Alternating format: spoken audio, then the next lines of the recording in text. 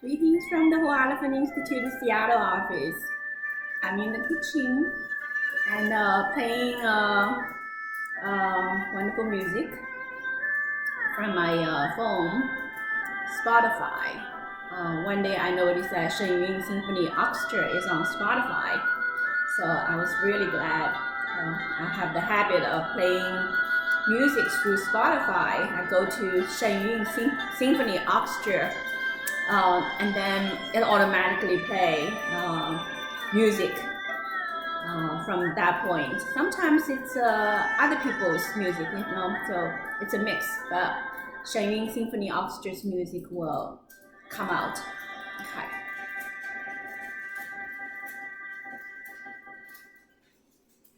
So today I'm actually trying that blue thing over there.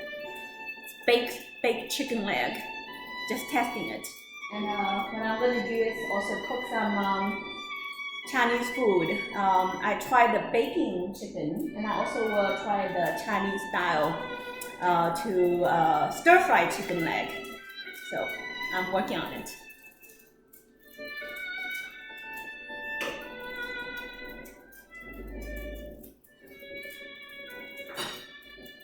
So this is what I did so far. I chopped some garlic and the Chinese bok choy and carrot. I'm still working on this one, so cut some carrot piece and this purple onion. Okay, so going to use this to some garlic is going to be put into the baking part. Some part is going to be the stir fry part. And I think also put a little bit in the baking part for the carrot and the onion too. Okay, so let's see, continue back to my work. Alrighty.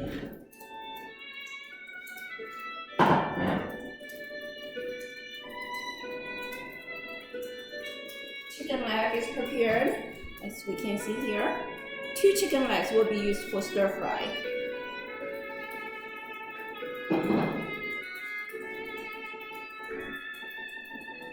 Well, why I need to do this recording here? Because my children in Flushing, they need to see what I'm doing here. What I mean is that my community children, my extended family children, I have this beautiful girl in Flushing, in our Flushing campus, Whole Elephant Institute Flushing office, little Clare, little Gavin. I haven't seen them for almost 2 months now, and really want to make a video from the kitchen and let them know that Auntie is doing really great here. Although recently had this strange burglary happened, but I meditated over it. I was like, this is my home here in Seattle, and this is the building Trapper Link. Actually, someone corrected the way I say it. They said it's called a Trippa Link. Okay, Trippa Link. Trippa Link, well, T-R-I means 3. Pa, daddy. Link, 3 daddies group. I starting to see that should be translated into 三霸连 in Chinese way. It's called 三霸连. Okay, 三霸连. This building, I've been here for 2 months. It is the 三霸连 that the 3 daddies that have allowed me to land into Washington State. Which 3 daddies? We need to really think about it. Anyway, so 三霸连. Okay, I need to work on this a little bit more. So 三霸连is a company. Actually, I chose to connect with 三霸连is because when I was in New York, try to make a connection with Seattle to land the Whole Elephant Institute, I was always waiting for a signal. With all my inner wisdom, I decided that this is the right place. When I look at the pictures, especially this kitchen, I was like, this is what I want. I need a kitchen because in my flashing office, sadly, during the pandemic time, I think moments and words that shape a new era in pro wrestling. that is a little pause for advertisement on Spotify. So, what is that? 25 catchphrases that explain the Attitude Era. Tune in as we relive one of the most exciting, intense, and over-the-top times. That's correct. New interviews with the voices that made the promos, calls, and catchphrases into history. Listen now. Correct. Listen now. So anyway, new music will be on. There we go. So with that music background, I will continue to explain to my children in New York, all over the world. I just want to say that 38年 was my choice to connect, and I came here through first of all, the host of my landing the Waldorf Institute is one dad called Mr. Bob Kim. Yeah, he's a great dad. He loves his daughter so much, and he does everything for the family. So he's really a very very wonderful man. That kind and considerate, and dedicate his life to make sure the family is happy and healthy. So that's one dad. And then the second dad is Mr. John Dickinson, who actually is such an incredible person in my view. And he, back in 2017, I was trying to connect with my son Noah, and I was having trouble.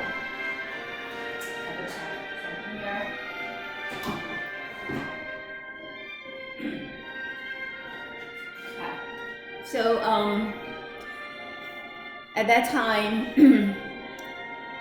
2017 actually was the eclipse. Totality says the sun eclipse.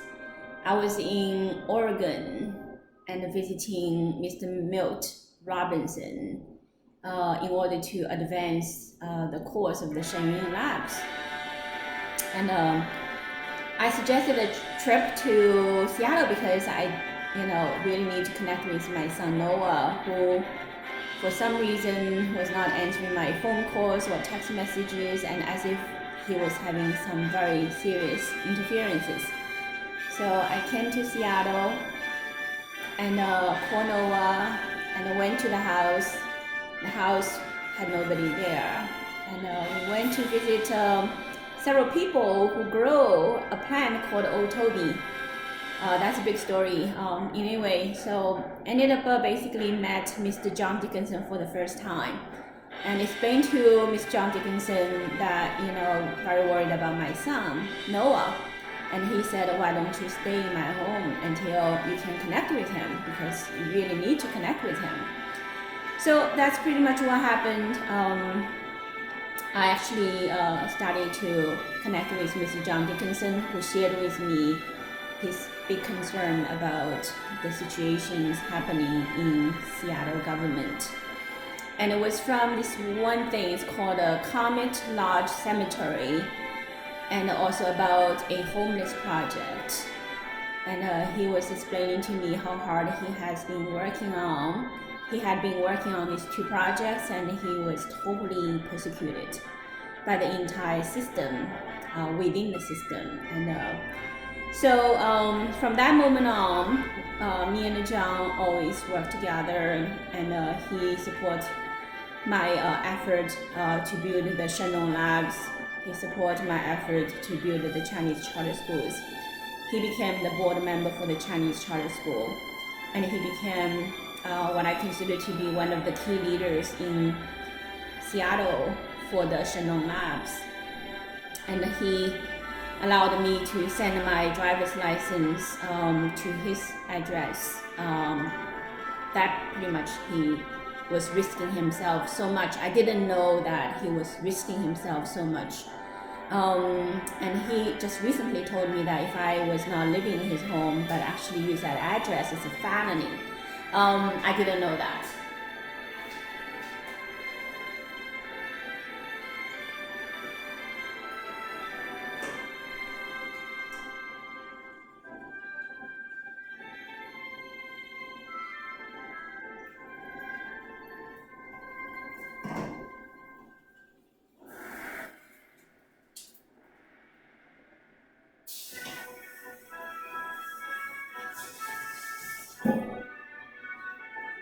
So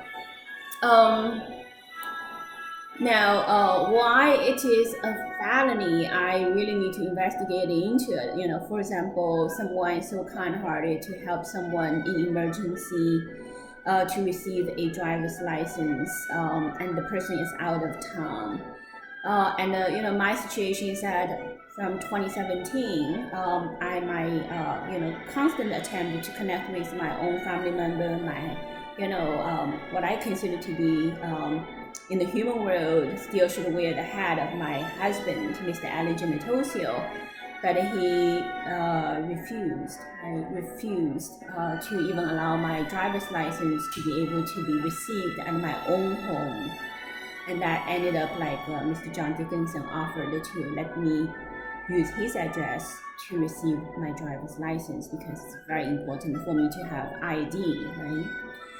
To be able to drive, you know, to have a driver's license. At the time, I was planning to do that, but you know, even this very minimal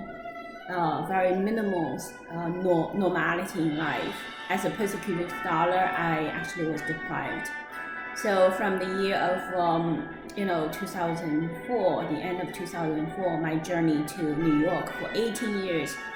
Basically, my rights were deprived in such a severe way that I want Washington State people to understand what the CCP can do to a Washington State resident, American citizen, and made a great contribution to the advancement of discoveries of most frontier life science research, cancer research, was international leader. And just because the Chinese government didn't like what you want to speak about the truth, I was just doing research and publishing it. And in the scientific community, and just let people know about some data, scientific data, and that pure human right issue. I mean, we're talking about the fundamental right of American citizen, how that was totally taken away by a foreign nation. And China, under the rule of the Chinese Communist Party, the people was totally enslaved.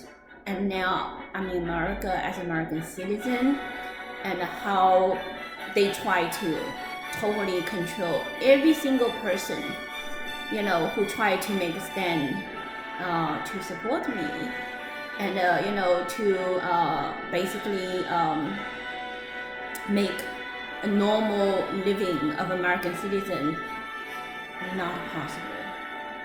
And I think this is the kind of pressure that every single American citizen has been, under. This is the kind of pressure and threat that every single American citizen has been under. But American people, as if already numbed up and consider that's okay, And the difference between me and the rest of the people who seems to be still normal, living normal and happily ever after, is because they made compromises. For example, Dr. Jerry Nippon, he made compromises under pressure, and he decided to be transformed by that pressure, and he ended up standing on the side of the persecutor. Anyone, when they are under threat by the CCP, and when they want to, hold on to their interests and forget about conscience and justice, these two words called 正义, 良知, they actually gradually is transformed into the CCP element, CCP, molecule, CCP cell. And so when that transformation occurs, this is what I call, a social cancer.